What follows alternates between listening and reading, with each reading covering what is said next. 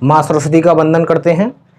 या कुंदेन्दु तुषारे हारे धवला या शुभ्रवस्त्रावृता या वीणांवर दंडमंडितकरा या श्वेति पद्मासना या ब्रह्माच्युत शंकर प्रभते भीर्देवै सदा वंदिता श्यामं पातु सरस्वती भगवती निःशेषजाढ्यंपः। सरस्वती मैया के चरणों में नमन करते हैं और आज की क्लास स्टार्ट करते हैं। तो आप सबका स्वागत है हमारे YouTube चैनल ज्ञान मैथ क्लासेस पर। तो आपने पहले प्रश्नावली 1.1 की और 1.2 की, और आज 1.3 की तरफ बढ़ते हैं। और क्वेश्चन नंबर पहला इस प्रकार है कि सिद्ध कीजिए कि √5 एक अपरिमेय संख्या है। सिद्ध कीजिए कि √5 एक अपरिमेय संख्या है। इसका हल करते हैं। तो हम ऐसे तो सिद्ध नहीं कर सकते किसी भी संख्या को कि ये परिमेय संख्या अपरिमेय संख्या है। तो यदि हम ऐसा करें कि ऐसा सिद्ध करते हैं कि ये संख्या √5 एक परिमेय नहीं है। जब परिमेय नहीं होगी तो क्या होगी? अपरिमेय होगी। तो ऐसे इसको करेंगे। पहले लिखेंगे माना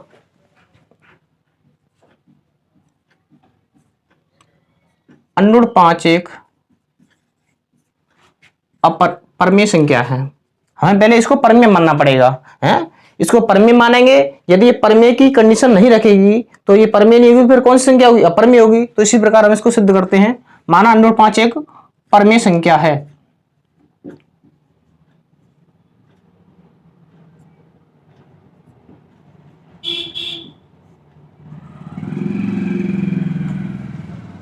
ओके दोस्तों, तो अब हम परिमेय संख्या भी जानते हैं क्या होती है। जो P/Q के रूप में निरूपित की जाती हैं वे परिमेय संख्या कहलाती है। इसको √5 बराबर क्या मानेंगे? √5 बराबर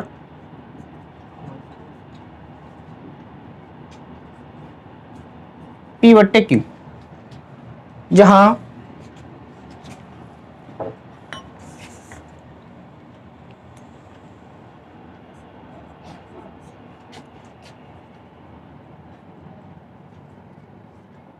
जहां P व Q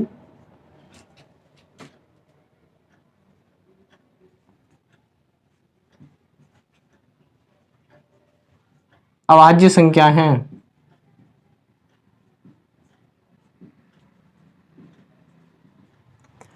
तो स्टूडेंट यहां पे हमने P और Q अभाज्य संख्या मानी। आप अभाज्य संख्या जानते हो जिनका जो कॉमन जो घनिष्ठ होता है उनमें, जैसे मान लो 5 और 6 की बात करें, इसमें कोई भी फैक्टर कॉमन मिल रहा तो ये क्या होगा? अभाज्य संख्या होगा। अभाज्य जोड़े हो गए। ऐसे मान लो 3 और 6 ले लो, तो यहाँ पे आपको दिख रहा होगा यहाँ पे 3 इसमें भी आ रहा है, 3 इसमें भी आ रहा, तो ये क्या होगी? भाज्य संख्या होंगी। सही है। लेकिन अभाज्य संख्या ये होगी जिनका HCF 1 हो, महत्तम समापवर्तक मासा 1 हो। तो यहाँ पे आपको दिख रहा होगा हमने माना है P और Q अभाज्य संख्या, मतलब इसमें कोई कॉमन नहीं है। तो हम इसी से आगे चल के सिद्ध करेंगे। इसमें हमने माना है P और Q क्या है? अभाज्य संख्या, मतलब इसमें कोई भी गुणनखंड किसी भी संख्या का गुणा नहीं हो रहा एक के सिवा। तो इसमें हम ऐसा सिद्ध करते हैं कि इसमें कोई संख्या हम ला दें तो क्या हुआ? ये परिमेय संख्या के विपरीत चली जाएगी। जब परिमेय संख्या के विपरीत चली आएगी तो हमें ये कौन सी संख्या माननी पड़ेगी? अपरिमेय संख्या माननी पड़ेगी। तो ऐसे ही ये सिद्ध हो जाएगी। तो आगे बढ़ते हैं। तो पहले इसका स्क्वायर करेंगे दोनों पक्षों का वर्ग करने पर।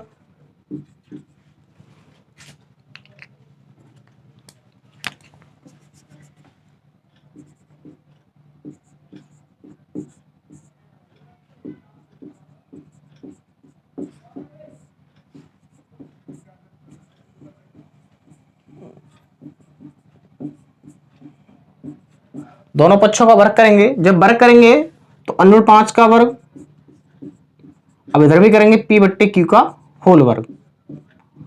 आपने छोटी कक्षा में पढ़ा होगा, जहां पे जब रूट हो और रूट के ऊपर कोई स्क्वायर लग रहा हो तो रूट से स्क्वायर से वो रूट कैंसिल हो जाता है। तो अर्थात यहाँ पे 5 आएगा और P का स्क्वायर P² हो जाएगा, Q का स्क्वायर Q² हो जाएगा। है यहाँ पे आप इसको इस प्रकार लिख सकते हो, P² बराबर ये Q² भाग में, जब भाग की संख्या इधर ले जाएंगे तो किस में जाएगी? गुणा में जाएगी। 5Q²। सही है। तो मैंने आपको पहले क्वेश्चन को करने से पहले मैंने बताया कि हमको ये √5 और P/Q माना है, तो हमें ये सिद्ध करनी है कि √5 एक अपरिमेय संख्या है। हमने सोचा कि अनुरूप 5 को हम सीधे डायरेक्ट हम सिद्ध नहीं कर सकते ये अपरमेय संख्या है, तो हमने पहले सोचना चाहिए कि हम इसको ऐसे सिद्ध कर दें कि ये परमेय नहीं है, ये परमेय नहीं हुई तो अपरमेय होगी। तो हमने यहाँ पे पी और क्यू क्या माना, हमने एक अभाज्य संख्या मानी, इसमें कुछ कॉमन नहीं है। तो यहाँ पे हम तो पी और पी में हमें कुछ बनाना पड़ेगा। जब पी में बन जाएगा तो क्या होगा, जो अब अभाज्य संख्या बचेगी नहीं। तो यहाँ पे हम यहाँ पे हमको दिख रहा होगा जी पी स्क्वायर किसकी, पी स्क्वायर की वैल्यू क्या, 5 की स्क्वायर है। जो पी स्क्वायर का मान 5 की स्क्वायर है तो वो क्या है, ये पूरा 5 से विभाजित हो रहा है ना, क्योंकि इसमें 5 का गुणा आ रहा है। जब इसमें 5 का गुणा आ रहा है तो ये 5 से विभाजित होगी। तो ऐसे लिख सकते हैं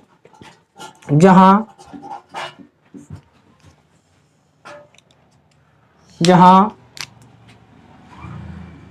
पी स्क्वायर 5 से विभाज्य है।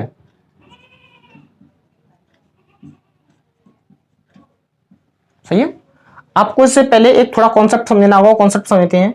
जैसे हम माने कि 5 का वर्ग 5 से विभाजित है, जैसे मान लो 25 5 से विभाजित है, तो इसका वर्गमूल भी 25 का वर्गमूल क्या होगा, 5 से विभाजित होगा। सही है। यहाँ स्क्वायर भी विभाजित हो रहा है 5 से, तो स्क्वायर भी क्या होगा, जो स्क्वायर रूट है वो भी क्या होगा, विभाजित होगा। मान लो 6 का वर्ग 36 6 से विभाजित है, इसका रूट भी 36 का रूट क्या होगा 6, ये भी 6 से विभाजित होगा। तो इसी प्रकार हमको ये कंडीशन यहाँ पे फॉलो करनी है। जब ये पी स्क्वायर 5 से विभाज्य है तो ऐसी पी से पी भी क्या होगा, पी भी 5 से विभाज्य होगा। ओके, मतलब ये पी संख्या है उसमें क्या आ गया, 5 कॉमन आ गया। ये मान लो पी जब कब कटेगी, हमने तो पहले ही माना कि ये भाज्य है, मतलब इसमें कुछ कॉमन नहीं आ रहा है। अभाज्य संख्या कौन सी होती है, जिसमें कुछ कॉमन नहीं होता। तो पी भी 5 से विभाज्य है, तो इसमें हमने जब पी का इसमें गुणा हो रहा होगा 5 का, तब माना होगा। अब इसी प्रकार हम इसमें भी कुछ संख्या ऐसी ला दें जिससे कि ये किसी संख्या से विभाजित होने लगे, तो ये संख्या कौन सी बन जाएगी, ये अपरमेय बन जाएगी, मतलब अपरमेय की कंडीशन फॉलो करेगी। तो अब लिखेंगे यहाँ पर हमने पी की संख्या बना दी हमने, ये 5 से विभाजित है, तो हमें क्यू बनाना पड़ेगा। तो क्यू बनाने के लिए हमको पी को उठाना पड़ेगा। तो आगे स्टार्ट करते हैं। मान लेंगे, माना हमें पी तो बना दिया, पी 5 से विभाज्य है, अब को हम क्यू को बनाना पड़ेगा। तो लिखेंगे माना पी बराबर, यहाँ पे मानेंगे, यहाँ लिखा हमने पी बराबर कुछ मान लेंगे, मान लो सी मान लेंगे, 5c ऐसे मानेंगे। ऐसे दोनों का वर्क करेंगे, यहाँ पे क्या हो जाएगा, पी स्क्वायर बराबर 25c स्क्वायर। सही है। तो आप यहाँ पे देखोगे ये समीकरण नंबर 1 मान लो एक तरह से। सही है। अब यहाँ पे पी स्क्वायर बराबर 25c स्क्वायर, आप यहाँ पे देखोगे तो जो पी स्क्वायर की वैल्यू 25c स्क्वायर है, यहाँ पी स्क्वायर की वैल्यू क्या, 5q स्क्वायर, तो पी स्क्वायर की हम 5q स्क्वायर रख सकते हैं। सही है। यहाँ कहेंगे 5q स्क्वायर बराबर 25c स्क्वायर। ओके, अब आपको दिख रहा होगा ये 5 से 5 कट जाएगा। सही है। तो 5 से काट देंगे, 5 एकम 5 और 5m 25, 5 और कट जाएगा 5c स्क्वायर। तो आप यहाँ पे देख रहे होंगे जो q स्क्वायर का मान क्या है, 5c स्क्वायर है। अर्थात ये मतलब q स्क्वायर का मान जो 5c स्क्वायर है, जब ये 5 से घटा तो ये भी तो 5 से घटेगा, क्योंकि ये वैल्यू इसी की है। ये यहाँ पे लिखेंगे हम q स्क्वायर 5 से विभाज्य है, लिखेंगे जहां q स्क्वायर 5 से विभाज्य है। आप यहां देख रहे होंगे जब q स्क्वायर 5 से विभाज्य है, 5 से विभाज्य है, तो इसका स्क्वायर रूट भी हम थोड़ी देर पहले सॉल्व कर चुके हैं, पहले जान चुके हैं कॉन्सेप्ट। जब q स्क्वायर 5 से विभाज्य है तो q भी, अतः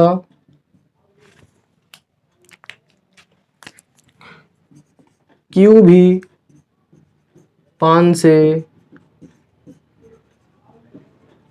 विभाज्य होगा।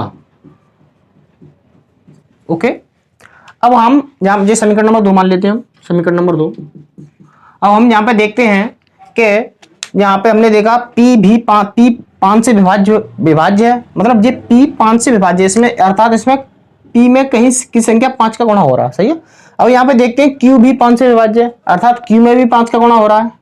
तो हम यहाँ पे देखते हैं कि जो हमने धारणा मानी थी, हमने ये मानी थी कि P और Q अभाज्य संख्या हैं और उनमें कॉमन क्या है, जब अभाज्य संख्या उनमें कॉमन 1 होगा, लेकिन यहाँ पे कुछ कॉमन अलग बनना है। तो यहाँ क्या है, एक विरोधाभास की विरोधाभास का भाव उत्पन्न हो रहा है, तो यहां लिखेंगे समीकरण 1 व 2 से, समीकरण 1 व 2 से प्राप्त होता है कि समीकरण 1 व 2 से प्राप्त होता है कि जो P और Q में कुछ कॉमन नहीं था, अर्थात ये अभाज्य संख्या थी, इसमें एक कॉमन था, उसके अलावा हमें 5 कॉमन मिला। 1 और 2 से प्राप्त होता है कि P व Q, P, Q दोनों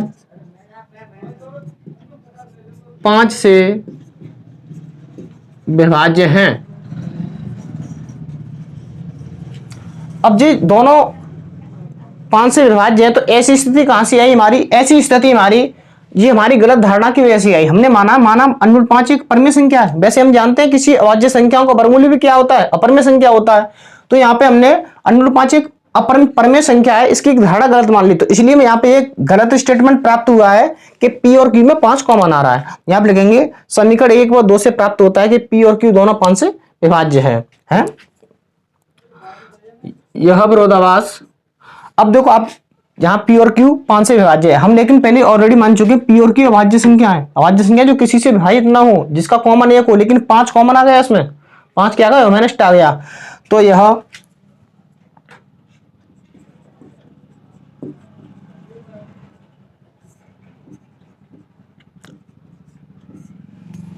विरोधाभास की स्थिति है। मान लो एक पक्ष विरोध कर रहा है, एक पक्ष उसका सहयोग कर रहा है। एक पक्ष कह रहा है कि P और Q में क्या एक कॉमन है, एक पक्ष कह रहा है कि P और Q में 5 से विभाज्य है, तो उसमें क्या रहा? आपस में विरोधाभास की भाव उत्पन्न हो रहा है। यह विरोधाभास की स्थिति है। तो यह विरोधाभास किसकी वजह से आया है? इसलिए आया क्योंकि हमारी जो धारणा है, जो हमने माना है अनुरूप 5 एक परमेय संख्या, इसकी वजह से आया। देखो यह विरोधाभास की स्थिति है। यह विरोधाभास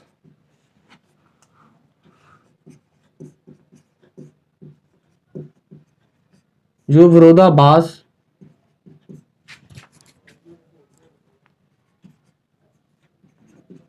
हमारी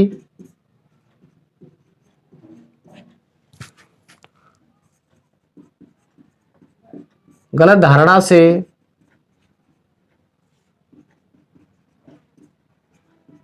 आया है। तो जो ये विरोधाभास आया वो हमारा जो हमने गलत स्टेटमेंट मान लिया कि अनुरूप 5 एक परमेय संख्या है। अब ये विरोधाभास की स्थिति प्राप्त हो गई, तो एक जो विरोधाभास का भाव उत्पन्न हो गया, तो इसमें यहाँ पे देख रहे होंगे अनुरूप 5 एक परमेय संख्या मानी, तो ये एक क्या होगी? अतः एक अनुरूप 5 एक अपरमेय संख्या है। लिखोगे अतः अनुरूप 5 एक अपरमेय संख्या है।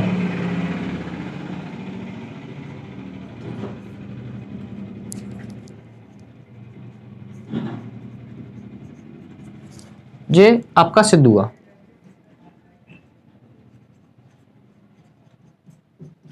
ये आपको सिद्ध करना है। तो एक बार दोबारा रिवाइज करते हैं, इसको समेटते हैं कि क्वेश्चन इस प्रकार था कि सिद्ध कीजिए अनुरूप 5 एक अपरमेय संख्या है। तो हमने देखा किसी भी संख्या को हम डायरेक्टली सिद्ध नहीं कर सकते कि कोई भी संख्या अपरमेय संख्या होती है। यदि हम इसको ऐसे सिद्ध करते हैं कि ये एक परमेय संख्या नहीं है, तो परमेय संख्या नहीं तो ये अपरमेय संख्या होगी।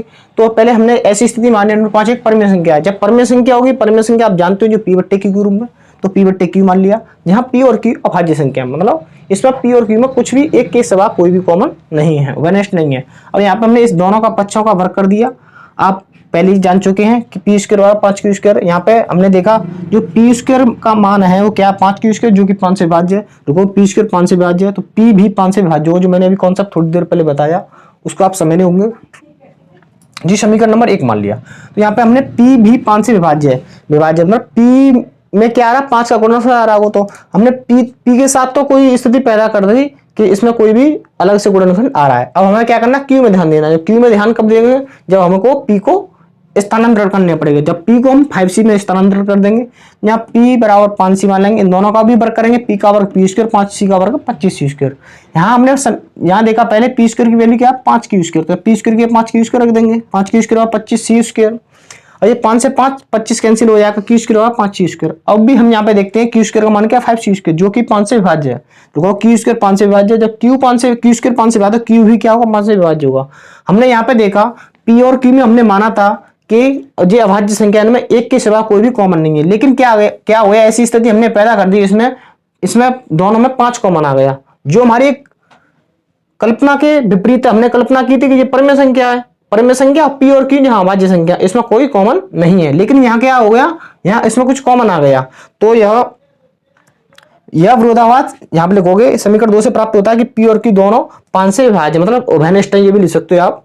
और यह विरोधाभास की स्थिति, यह विरोधाभास हमारी गलत, यह विरोधाभास की स्थिति है, यह विरोधाभास हमारी गलत धारणा से आया है। तो जब ये गलत धारणा से आया, जो हमने गलत धारणा क्या थी कि अनुरूप 5 हमने मान ली थी कि परमेय संख्या है, जब ये परमेय संख्या नहीं होगी, कौन सी संख्या होगी, एक अपरमेय संख्या होगी। ठीक है, अब क्वेश्चन नंबर 2 की तरफ बढ़ते हैं। और 2 इस प्रकार है कि सिद्ध कीजिए 3 + 2√5 एक अपरमेय संख्या है। तो ये पहले की ही तरह है, इसको भी ऐसे करते हैं। पहले हम इसको मान लेंगे, माना हल नंबर 2 है, माना 3 + 2√5 एक, जो हमें अपरमेय सिद्ध करना है। क्या सिद्ध करना है, अपरमेय सिद्ध करना है। तो हमें ये 3 + 2√5 एक परमेय संख्या मानना है। 3 + 2√5 एक,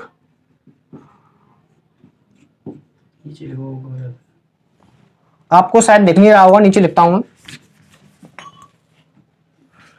माना 3 + 2√5 एक परमेय संख्या है, परमेय संख्या है। हमें सिद्ध वैसे ये करना है कि 3 + 2√5 एक अपरमेय है, लेकिन मैंने पहले ही बताया है कि हम किसी भी संख्या को डायरेक्टली हम अपरमेय संख्या नहीं कह सकते। यदि उस संख्या को हम परमेय संख्या ऐसा सिद्ध करते हैं कि ये परमेय संख्या नहीं है, जब परमेय संख्या नहीं हुई तो कौन सी संख्या होगी, अपरमेय संख्या होगी है। तो मान लेंगे 3 + 2√5 एक क्या अपरमेय संख्या है।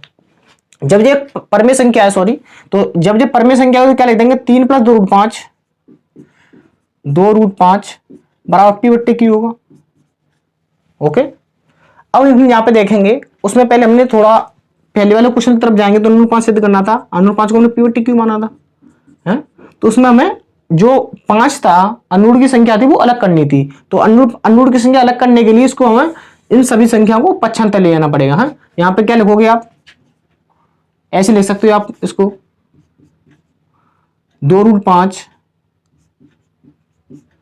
बराबर p/q, ये -3 हो जाएगा। जब ये प्लस की संख्या हो जाएगी, ट्रांसफर होगी, तो क्या होगा, माइनस की जाएगी। अब इसको आगे सॉल्व करते हैं, तो यहाँ पे क्या हो जाएगा, यहाँ पे q का लासा होगा, है, q का लासा होगा, इसके नीचे 1 मान लेंगे, p एकम p -3q अर्थात 3q हो गया, 3q। ये यहाँ पे 2√5 चल ही रहा है। तो हमें अनुरूप की संख्या अकेली करनी है, तो अनुरूप 5 यहाँ पे लिखेंगे, अनुरूप 5 बराबर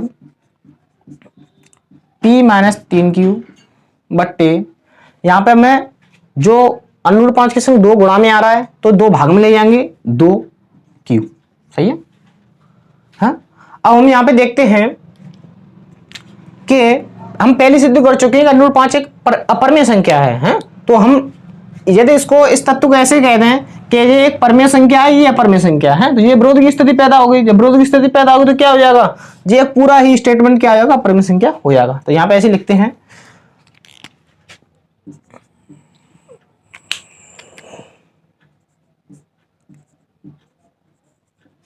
हम देखते हैं कि P और Q, यहां पे लिख लोगे आप P/Q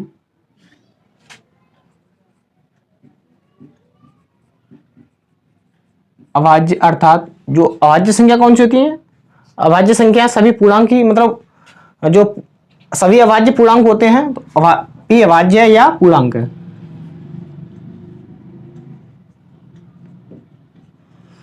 ओके, P और Q अभाज्य संख्या पूर्णांक है। तो हम देखते हैं कि P व Q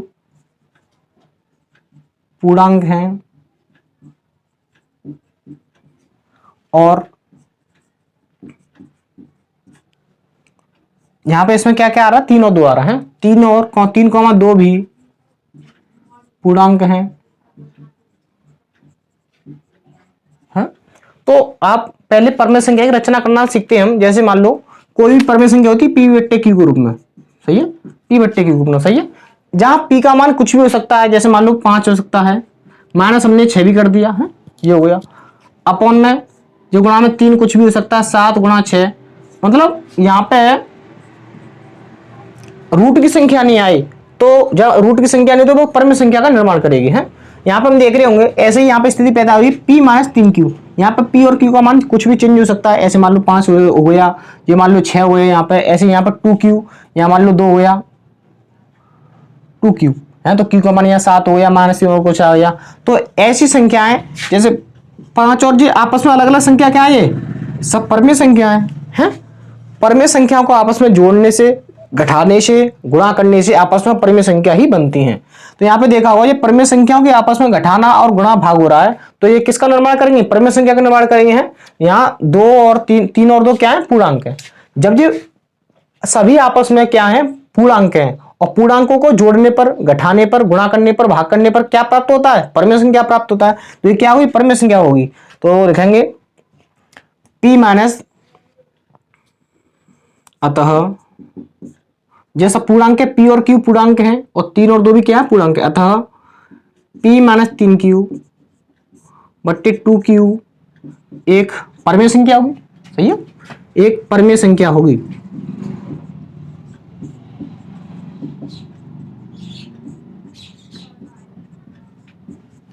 जब ये एक परमेय संख्या होगी, लेकिन हम दूसरे पक्ष में देखते हैं यहाँ पे अनुरूप 5 आ रहा है, हम पहले सिद्ध कर चुके हैं किसी भी अभाज्य संख्या का वर्गमूल एक अपरमेय संख्या होता है, और वैसे भी सिद्ध कर चुके हैं पहले कि अनुरूप 5 एक अपरमेय संख्या है। और लिखोगे जबकि दूसरे पक्ष में अनुरूप 5 एक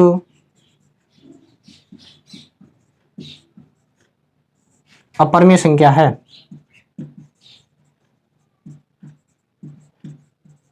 ओके, और यहां पे देख रहे होंगे एक पक्ष में परमेय संख्या बन रही है, एक पक्ष में अपरमेय संख्या बन रही है, तो ये भी यहां पर विरोधाभास की स्थिति पैदा हो रही है। और विरोधाभास की स्थिति किस वजह से हो रही है, ये विरोधाभास हमारी कल्पना जो हमने माना है, जो कल्पना की है वो गलत है, कि माना 3 + 2√5 एक अपरमेय संख्या है, लिखोगे जबकि दूसरे पक्ष में अनुरूप 5 एक अपरमेय संख्या है, अतः यहां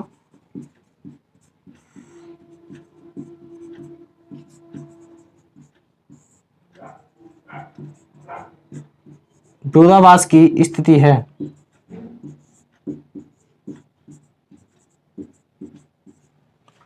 तो यहां विरोधाभास की स्थिति है, यह विरोधाभास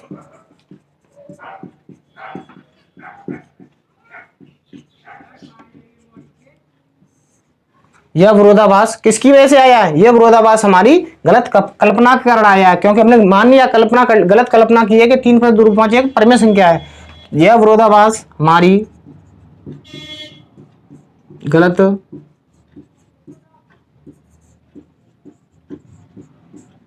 कल्पना के कारण प्राप्त हुआ है।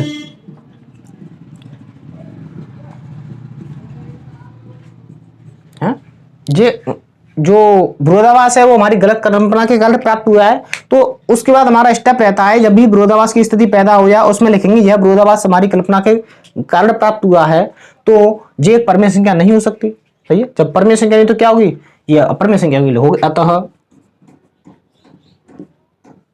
3 + 2√5 एक अपरमेय संख्या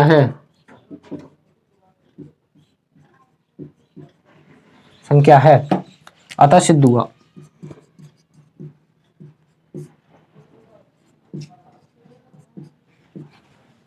एक बार और उसको समझते हैं कि आपका क्वेश्चन 2 इस प्रकार था कि सिद्ध कीजिए कि 3 + 2√5 एक अपरमेय संख्या है। तो मैंने पहले ही बताया किसी भी संख्या को हम डायरेक्टली अपरमेय संख्या नहीं कह सकते। तो इसको जब अपरमेय संख्या नहीं कह सकते तो हम किसी चीज को किसी संख्या को हम परमेय संख्या नहीं है ये कह दें तो वो संख्या कौन सी होगी, अपरमेय संख्या होगी। तो हमने ऐसे ही माना 3 + 2 रूट 5 और पी बट्टे क्यू। तो हमें इसमें ऐसी स्थिति पैदा करनी है कि 3 + 2 रूट 5 एक परमेय संख्या नहीं हो। जब नहीं होगी 3 + 2 रूट 5 एक परमेय संख्या नहीं होगी तो कौन संख्या होगी, अपरमेय संख्या होगी। तो हमने मान लिया पहले 3 + 2 रूट 5 और पी बट्टे क्यू। यहाँ पी और क्यू अभाज्य संख्या है, पूर्णांक है, सही है।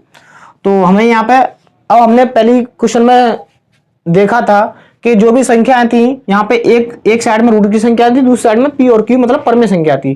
तो हमें यहाँ पे ये 3 और 2 को पक्षांतर ले आना पड़ेगा। तो हम यहाँ पे 3 और पक्षांतर लेंगे, यहाँ ये बन गया 5 और पी माइनस 3 क्यू बट्टे 2 क्यू। अब हमने यहाँ पे देखा, हम देखते हैं कि पी और क्यू पूर्णांक है और 3 और 2 भी क्या पूर्णांक है।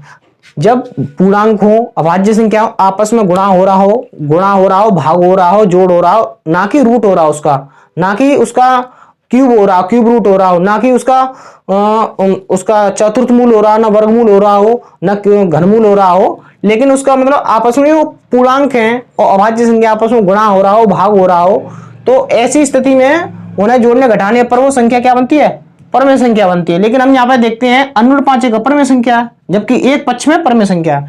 तो देखते हैं कि पी और क्यू पूर्णांक है, 3 और 2 भी पूर्णांक है, अतः पी माइनस 3 क्यू बट्टे 2 क्यू एक परमेय संख्या होगी। क्या होगी, परमेय संख्या होगी। लेकिन एक पक्ष में एक परमेय संख्या है दूसरे पक्ष में, जबकि दूसरे पक्ष में क्या अनुरूप 5 एक अपरमेय संख्या है। तो यह विरोधाभास की स्थिति है, यह विरोधाभास हमारी गलत कल्पना के कारण प्राप्त हुआ है। अतः 3 + 2 रूट 5 एक अपरमेय संख्या है और यही हमें सिद्ध करना है। तो इस लेक्चर में बस इतना ही।